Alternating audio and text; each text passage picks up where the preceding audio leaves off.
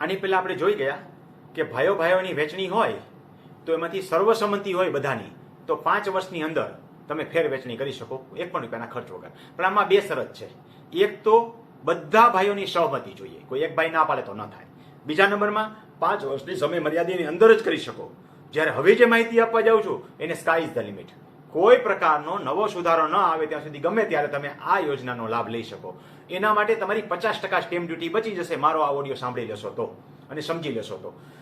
2 સગા ભાઈઓ હોય અને પરસ્પર કબજા ફેર હોય અથવા તો સામે મ્યુચ્યુઅલ અન્ડરસ્ટેન્ડિંગથી બદલવા છે કે ભાઈ તું અહીંયા બેઠો છે હું અહીંયા ખેતી કરું છું, ચાલ આપણે સર્વે નંબર સામે બદલી નાખવા છે અને રેવન્યુના અધિકારો બદલવા છે, એટલે 7 નંબરમાં સામે નામ બદલવા છે, તો તમારે બંને દસ્તાવેજ કરવાની જરૂર નથી. ફેર બદલી દસ્તાવેજ કહેવાય અને એક જ સાઈડની સ્ટેમ્પ ડ્યુટી ભરવાની છે, વિના આવેજનો દસ્તાવેજ કરવાનો છે. યાદ રાખજો, એટલે ઇન્કમ ટેક્સના લોચામાં પણ તમે નથી પડતા અને ટેક્સની જવાબદારીમાં તમે બચી જાઓ છો. ન ખબર હોય તમે સામે બંને દસ્તાવેજ કરી નાખો તો બંનેને ઇન્કમ ટેક્સના પ્રશ્નો પણ ઊભા થાય.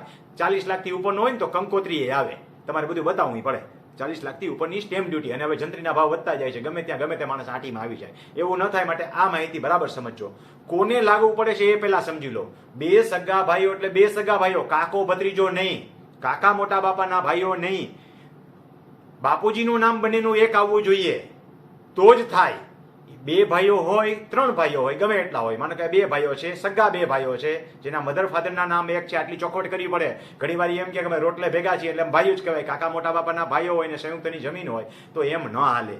આ લાભ જે છે 2 સગા ભાઈઓ પરસ્પર દસ્તાવેજ, આ જમીનનો દસ્તાવેજ કરવો છે તો જે જમીનનું ક્ષેત્રફળ વધારે હોય અથવા જ્યાં જંત્રી વધારે થતી હોય એ એક જંત્રીની સ્ટેમ્પ ડ્યુટી ભરી નાખો. આ જંત્રીની સ્ટેમ્પ ડ્યુટી ભરવાની જરૂર નથી. પરસ્પર દસ્તાવેજ ફેરબદલી કરો એટલે 7 નંબરમાં બંનેના નામ બદલી જશે. બંને પોતપોતાની જગ્યાએ સુખી થઈ જાઓ. રેવન્યુના પ્રશ્નો જે છે, કબજા ફેરના પ્રશ્નો હોય ત્યાં આ ખાસ ઉપયોગી થશે. યાદ રાખજો, કબજા ફેર જો રેવન્યુ નવી માપણીને કારણે થયા હોય તો હજી આ કરતા નહીં. એના માટે મેં અલગ ઓડિયો આપેલા છે, તમને એ જોઈ લેજો. ડિસેમ્બર સુધીનો હજી ટાઈમ છે.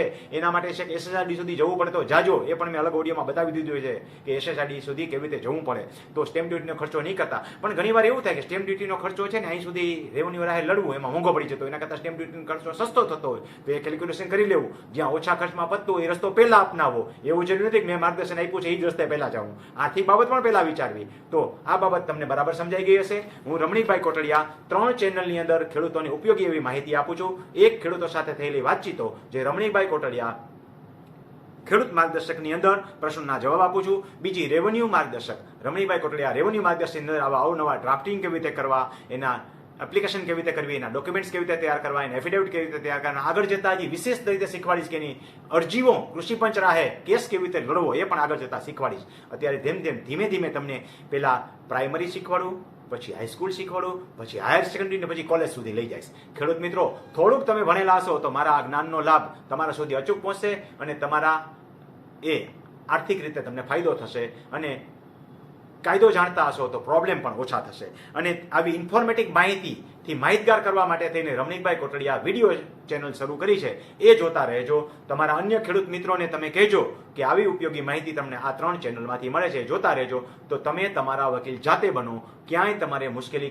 પડશે નહીં. અને મુશ્કેલી પડે તો ત્યાં હું બેઠો છું. તમારે મારા મોબાઈલ નંબર, મારા ઓડિયો જોતા રહેશો તો એક ઓડિયોમાંથી એક નંબર મળશે તમને. એમ કરતાં 10 આંકડા તમને મળી જશે. આ એટલા માટે થઈને છે કે ફરજિયાત રીતે તમે જ્ઞાન મેળવો પછી મને પ્રશ્ન પૂછો. અધૂરા જ્ઞાને પ્રશ્ન પૂછો તો તમને સમજાય નહીં અને મારું મહેનત પણ 5 ગણી વધે. એના કરતાં તમે જે છે એ એક પછી એક ઓડિયો જોતા રહો. દરેક ઓડિયોમાંથી તમને એક આંકડો ચેનલમાંથી મળતો રહેશે. માનો કે મોબાઈલ નંબરનો પ્રથમ આંકડો એમ બોલીશ, એમાં એક આંકડો બોલીશ, પછી મોબાઈલ નંબરનો બીજો અંક એટલે બીજો અંક, એમ કરતાં 10 આંકડા તમારી પાસે આવી જશે. પછી સીધો ફોન નથી કરવાનો. પછી તમારે જે છે વોટ્સએપ દ્વારા મને પ્રશ્ન પૂછવાનો છે, ડોક્યુમેન્ટ નાખવાના છે, હું તમને વોટ્સએપ દ્વારા જવાબ આપીશ ને જરૂર છે તો અંદર ફોન કરીશ. આ રીતે હું તમારા સુધી પહોંચીશ. તમારે ડાયરેક્ટ મારા સુધી પહોંચવાનું નથી, બરાબર યાદ રાખજો. અહીંથી આપણે કૃષ્ણ ભગવાનને યાદ કરીએ. નરસિંહ મહેતો જેટલી વાર યાદ કરતા હતા ને નરસિંહ મહેતો સ્વર્ગમાં નથી જતો, કૃષ્ણ ભગવાન હેઠા આવતા હતા. એમ હું તમારા માટે આવીશ. તમે મારા સુધી પહોંચવા પ્રયત્ન ન કરતા. ખૂબ ખૂબ આભાર. ધન્યવાદ.